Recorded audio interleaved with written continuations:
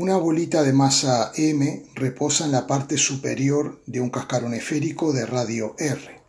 Al perturbar levemente la bolita, es decir, al empujarla un poquito, esta resbala con roce despreciable sobre el cascarón hasta despegarse de él en un ángulo θ sub c. Y aquí nos hacen una serie de preguntas que las vamos a ir leyendo a medida que hagamos el problema. La primera pregunta es: determine una expresión para la velocidad angular θ punto en términos del ángulo θ. Entonces, ahora tenemos ahí un buen dibujo y lo que vamos a hacer es, como en todo problema de dinámica, representar las fuerzas que están actuando. Por un lado, tenemos la fuerza peso, vamos a ponerle ahí P, y esta fuerza peso tendrá dos componentes, una radial que apunta hacia el centro de giro y otra componente tangencial. Trazamos esta proyección tangencial y desde la punta del peso trazamos proyecciones paralelas a cada dirección y nos queda conformado un paralelogramo que obviamente en este caso es un rectángulo. Y ahora podemos trazar las componentes cómodamente. Vamos a hacerlo. Aquí tendremos la componente del peso radial y aquí tenemos la componente del peso tangencial. ¿Qué otra fuerza tendremos? Tendremos la fuerza normal. Y la cuestión aquí es, ¿la normal será menor? ¿Será de igual módulo que la componente radial del peso o será mayor? Vamos a ver, cuando un cuerpo está girando, vamos a quitar la normal. Cuando un cuerpo está girando, tiene que existir una fuerza centrípeta que apunta hacia el centro de giro y es la resultante de las fuerzas que actúan en la dirección del radio. Por lo tanto, si yo necesito una fuerza centrípeta, tendrá que ser la normal de menor módulo, de forma tal que al sumar esta componente del peso más la normal, me dé como resultante en esta dirección una fuerza centrípeta. En el dibujo se ve claramente que la componente que le hemos llamado P sub i del peso es mayor que el módulo de la normal y por lo tanto aquí tenemos la fuerza centrípeta. A esta componente le hemos llamado P sub x porque nos hemos elegido un eje x instantáneo en ese momento que apunta así tangente a la trayectoria. Como tenemos que dejar todo en función del ángulo θ, tenemos que ver por aquí dónde encontramos ese ángulo θ. Veamos lo siguiente, aquí tenemos una dirección y aquí el peso es paralelo a esta dirección. Por lo tanto, este ángulo que tenemos aquí, que tiene este lado común, este ángulo es θ. Vamos a ver por qué. Porque yo tengo dos rectas paralelas cortadas por otra recta, estos dos ángulos son iguales por el criterio de alternos internos entre dos paralelas. ¿Y ahora qué vamos a hacer? Pues ahora lo que vamos a hacer es plantear la segunda ley de Newton para esta dirección radial. Podemos escribir que la sumatoria de fuerzas según la dirección I es igual a la masa por la aceleración. Pero recordemos, como acabamos de decir, que esta fuerza neta es la fuerza centrípeta. Y la fuerza centrípeta la podemos escribir como la masa por la aceleración centrípeta. Bien, la sumatoria de fuerzas. ¿Qué fuerzas tengo que sumar? El P sub i y la normal. Entonces vamos a poner P sub i más la normal será igual a la masa por la aceleración centrípeta. Y ahora, por ejemplo, eligiendo como i positivas en este sentido, vamos a marcar ahí el eje i, vamos a suponer que aquí tenemos el eje i, entonces tomo como P sub i positiva, porque apuntaría hacia las i positivas, y la normal, por ejemplo, la tomo como negativa. Entonces, escribiendo eso, utilizando nuestro versor J, que es el que identifica el eje Y, nos quedará que el módulo de P sub I según J y la normal con su módulo N, también según J, pero negativa porque apunta en sentido de las Y negativas, será igual a la masa por la aceleración centrípeta. La aceleración centrípeta evidentemente apunta en el mismo sentido que la fuerza centrípeta, ¿no? Lo que dice la segunda ley de Newton es que la fuerza neta, que es la fuerza centrípeta, tendrá el mismo sentido que la aceleración, o que la aceleración tiene el mismo sentido que la fuerza neta. Por lo tanto, la aceleración apuntará hacia las Y positivas y la puedo escribir así, de esta forma.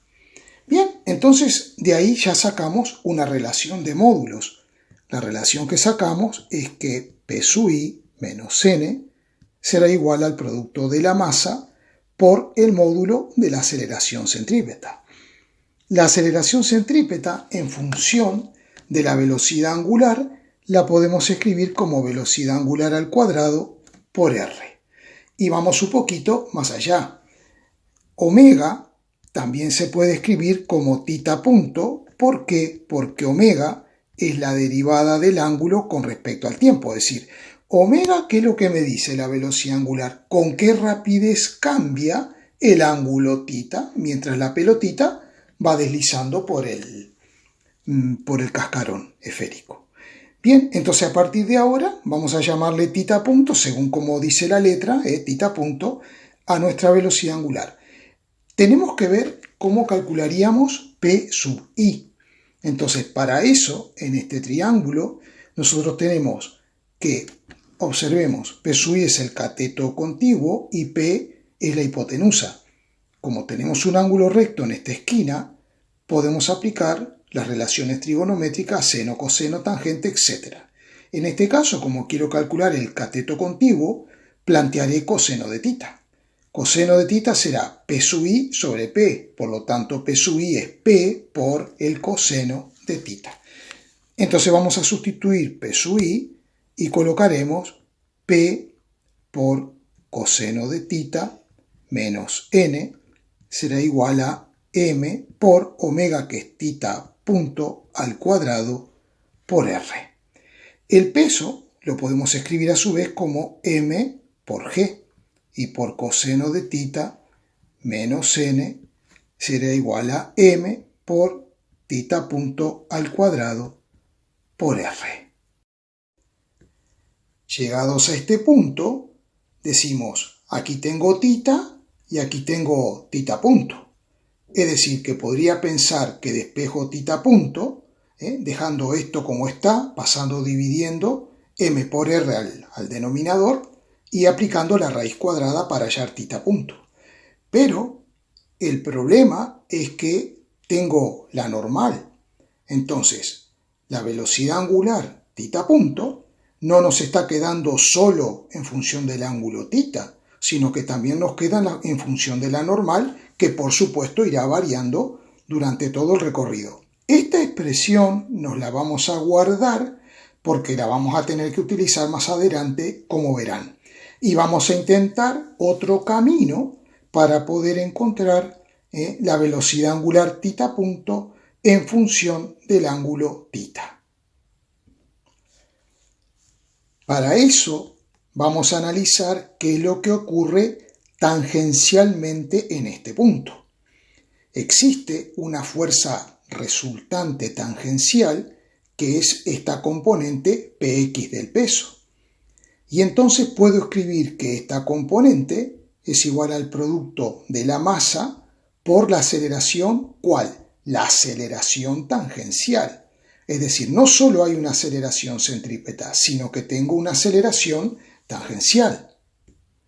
Hemos dibujado la aceleración tangencial y la aceleración centrípeta, para que tengamos presente que en este movimiento tenemos estas dos aceleraciones en cada instante, en cada punto que va ocupando esa pelotita mientras va cayendo. Bien, entonces vamos a escribir la segunda ley de Newton para la dirección del eje X. Entonces tendremos sumatoria de fuerzas según la dirección del eje X será igual al producto de la masa por la aceleración tangencial.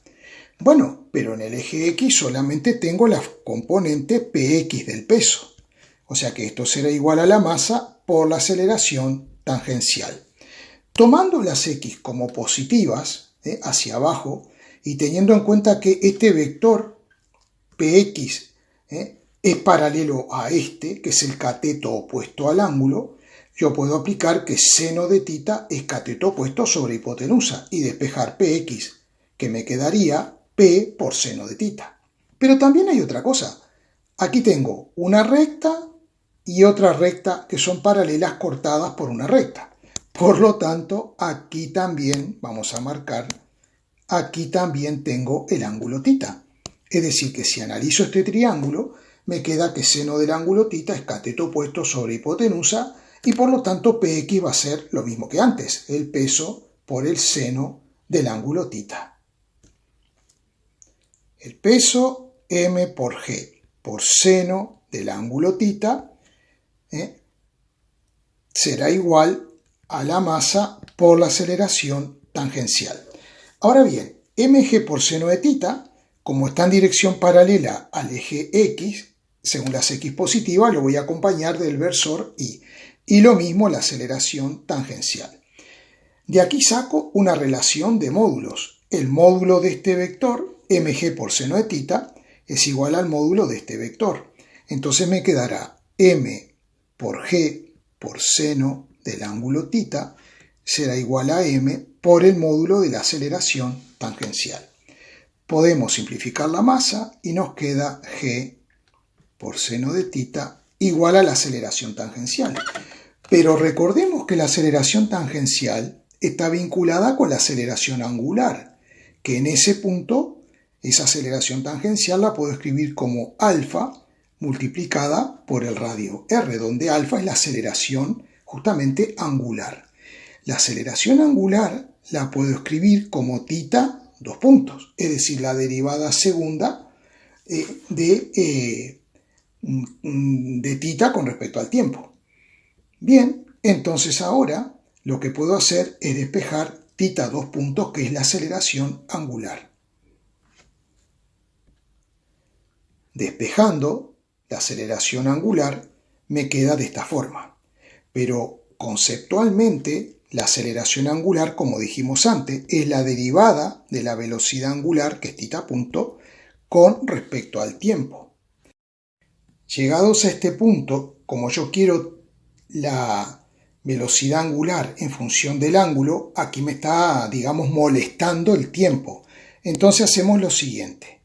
Nosotros multiplicamos y dividimos entre diferencial de tita. Diferencial tita sobre diferencial t, esto es la velocidad angular, o sea que esto es tita punto. Así que en definitiva, esto me va a quedar como tita punto por diferencial de tita punto sobre diferencial de tita. Entonces voy a transponer diferencial de tita y me queda tita dos puntos por diferencial de tita, eso es igual a tita punto por diferencial de tita. Voy a sustituir tita dos puntos por esta expresión y entonces me va a quedar g por seno de tita sobre r por diferencial de tita es igual a tita punto por diferencial de tita punto. Y vamos a llevarnos esta expresión para aquí arriba para trabajar más cómodamente.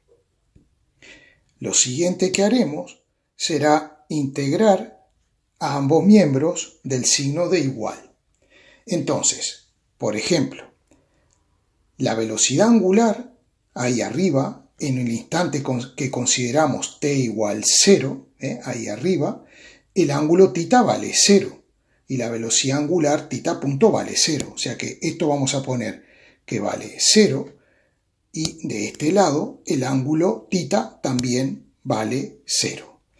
Ahora bien, cuando el objeto se encuentre aquí, tendrá una cierta velocidad angular que le llamaremos tita punto.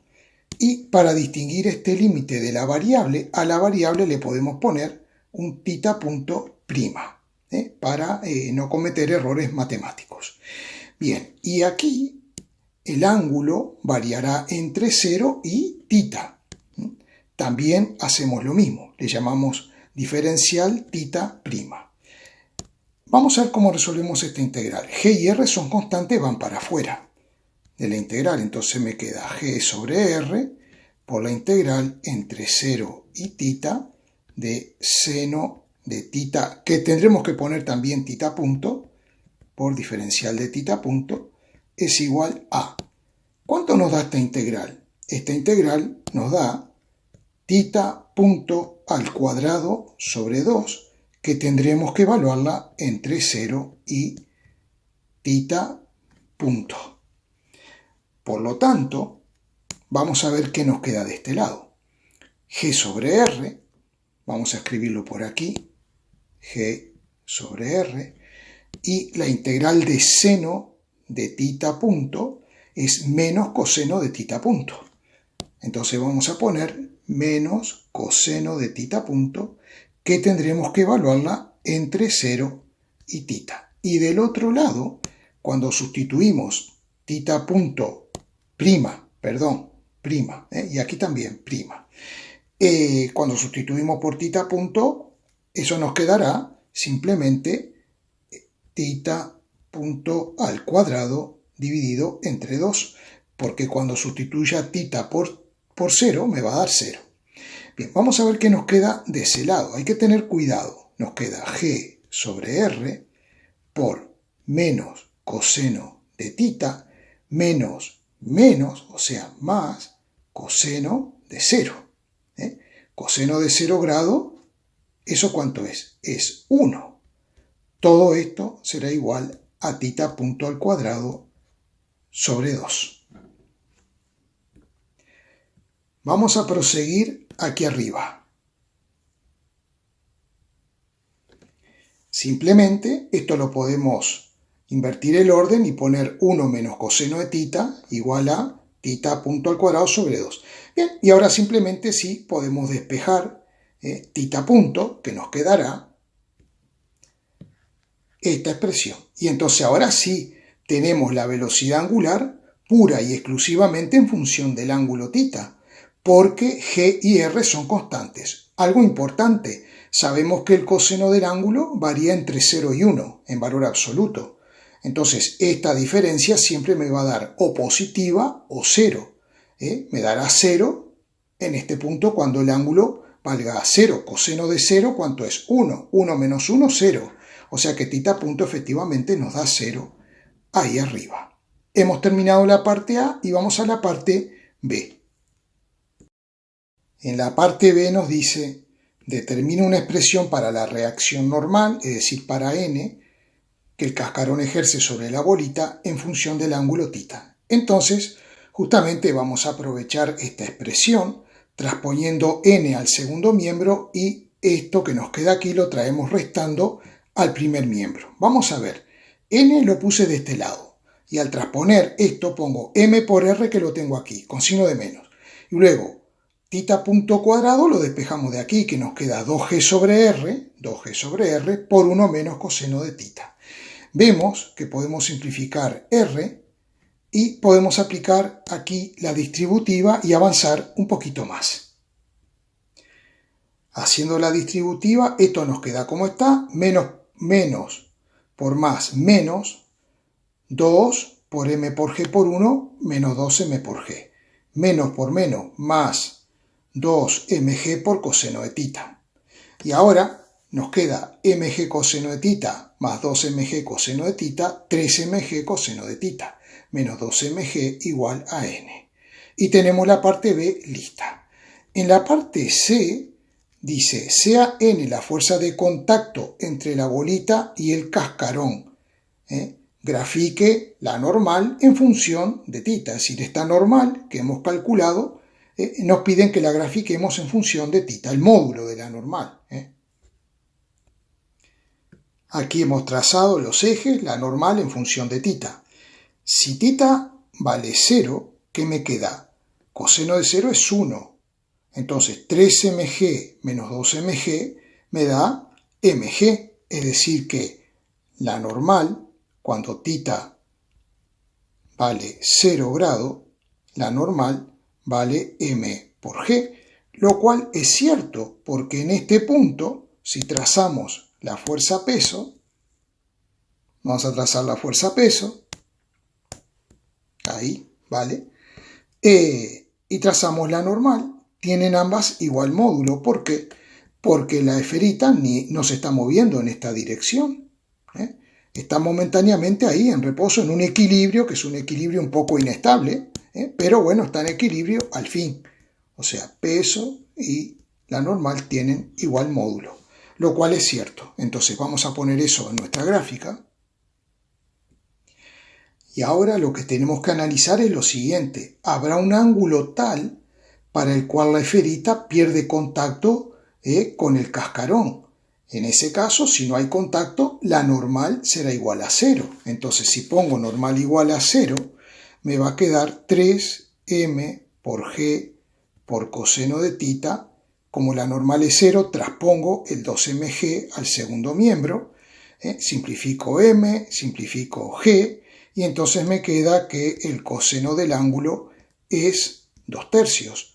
Por lo tanto, θ será igual al arco coseno de 2/3. Y lo vamos a poner por aquí. Esto sería arco coseno de 2/3 será el ángulo para el cual la normal valga 0.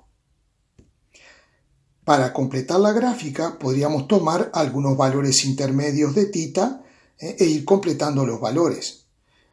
Pero aquí como no tenemos valores concretos, sino que nos hablan de R, de M, de θ, etcétera, etcétera, tengamos en cuenta lo siguiente. Esto no es una relación lineal, porque el coseno de un ángulo no es una relación lineal. Entonces, ¿qué es lo que irá pasando? Lo que nos dará esto será una curva, más o menos, de esta forma, así, más o menos, hasta que toque con el eje del ángulo θ. Por último nos pide determine la posición donde la bolita se despega del cascarón y donde golpea el piso horizontal. Entonces, hemos dibujado el vector posición. En ese instante en que la normal vale 0, vamos a llamarle R, y ese vector posición tendrá dos componentes. Tendrá una componente en X, más o menos así, hay que trazar las proyectantes para que quede bien, y una componente en Y. Ahora sí, hemos trazado las proyectantes, las proyecciones según el eje X, ahora el eje X va a ser este, el eje Y va a ser este, y veamos lo siguiente, R sub X coincide con este lado que está aquí, entonces puedo plantear seno de θ.